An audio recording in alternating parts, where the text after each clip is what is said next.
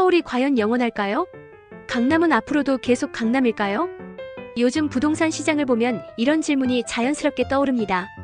한때 종로와 명동이 중심이었지만 지금은 강남이 주도권을 쥐고 있죠. 그런데 이제 분위기가 달라지고 있습니다. 똑똑한 분들은 벌써 움직이고 있어요. 강남에서 벗어나 새로운 기회를 찾고 계시거든요. 그럼 2025년 부동산 시장을 좌우할 5가지 변수를 하나씩 살펴볼까요? 첫 번째 변수, 트럼프와 윤석열 대통령 탄핵설. 부동산 시장에서 정치가 왜 중요하냐고요? 아주 밀접한 관계가 있습니다. 트럼프가 대통령이면 미국 경제가 크게 흔들릴 거고 그 영향이 한국에도 미칠 수밖에 없어요.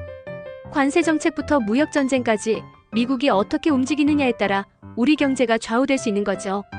거기에 우리나라 정치 상황도 불안정하면 시장은 더 흔들리게 됩니다.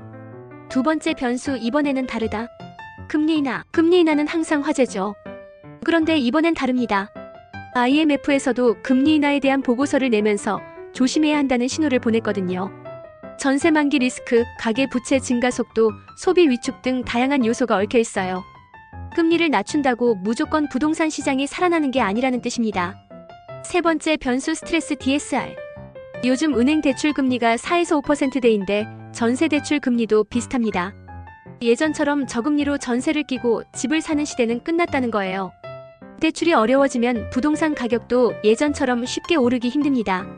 DSR 규제가 계속되면 자금 조달이 어려워지고 자연스럽게 매수세도 약해질 수밖에 없겠죠. 네 번째 변수, 부동산 PF의 리스크.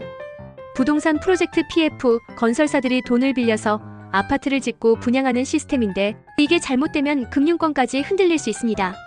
요즘 부동산 시장이 불안정하니까 이런 리스크가 현실이 될 가능성이 커지고 있어요. 만약 PF 문제가 터지면 건설사뿐만 아니라 투자자들도 큰 타격을 받을 수 있습니다.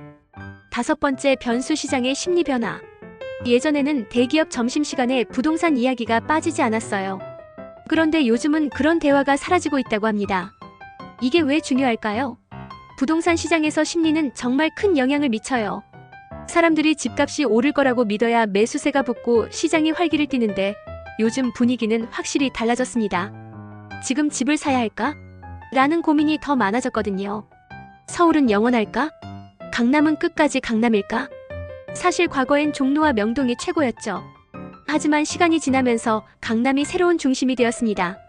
그리고 지금 또 다른 변화의 조짐이 보이고 있습니다.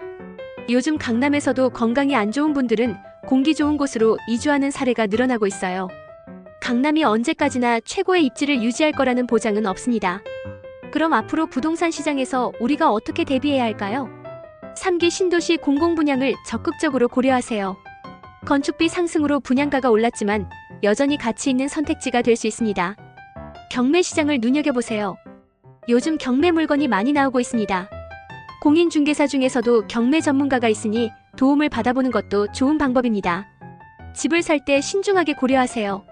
50대 이상이라면 다운사이징을 고민해야 할 수도 있고 초고층 아파트는 유지비가 많이 들고 재건축이 어렵다는 점도 생각해야 해요. 결국 중요한 건 미래의 흐름을 읽는 것입니다. 강남이 언제까지 강남일지, 서울이 언제까지 서울일지 장담할 수 없습니다. 앞으로 10년, 20년을 내다보면서 전략을 세우는 게 정말 중요하겠죠? 오늘도 끝까지 읽어주셔서 감사합니다.